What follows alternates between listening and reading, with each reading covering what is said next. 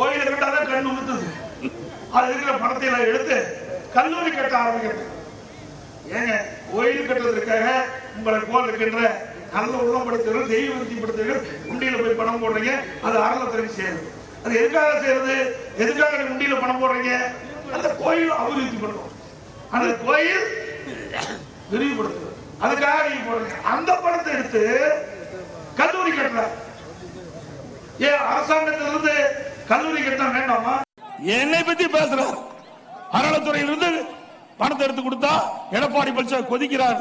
அறநிலையத்திலிருந்து நீங்க எடுத்து கொடுக்கணும் வேண்டாம்னு சொல்ல. ஆனா அதனால மாணவர் பாதிக்கப்பட்டுருவாங்க. மாணவருக்கு தேவையான திட்டத்தை முழுமையான நிதி அறநிலையத்திலிருந்து கிடைக்காது. ஏன்னா கல்லூரி வளர வளர கட்டணம் தேவை. அதுக்கு பல பிரிவுகள் புதுசு புதுசா உருவாக்க வேணும். அரசாங்க கல்லூரியா இருந்தா அனைத்து கிடைக்கும். ஆனா அறநிலையத்துறையில் இருந்தா நிதிகள் பெறுவது சிரமம். மாணவர்கள் பாதிக்கப்பட்டுவாங்க.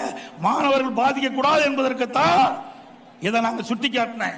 ஏன்னா ஏற்கனவே இன்னைக்கு பல்கலைக்கழகத்தில் இருந்த உறுப்பு கல்லூரியில் இருக்கிற மாணவர்கள் பாதிக்கப்பட்டான்னு சொல்லிதான் அரசு கலைக்கல்லூரி ஆக்கணும். அதே மாதிரி கூட்டுறவு சர்க்கரை ஆலையில் இருக்கிற பாலிடெக்னிக் எல்லாம் பாதிக்கப்படான்னு சொல்லிதான் அதை அரசு பாலிடெக்னிக் கல்லூரி ஆக்கணும். அப்படிப்பட்ட நிலைமை அறநிலைத்துறையில் துவக்கப்படுகின்ற கல்லூரிக்கு வரக்கூடாது என்ற உன்னத நோக்கத்தோடு, உயர்ந்த நோக்கத்தோடு, மாணவனுடைய எதிர்காலம் கருதி அரசு கலைக்கல்லூரி துவங்கள் என்று தான் சொன்னனே ஒழிய வேண்டாம் என்று சொல்லவில்லை.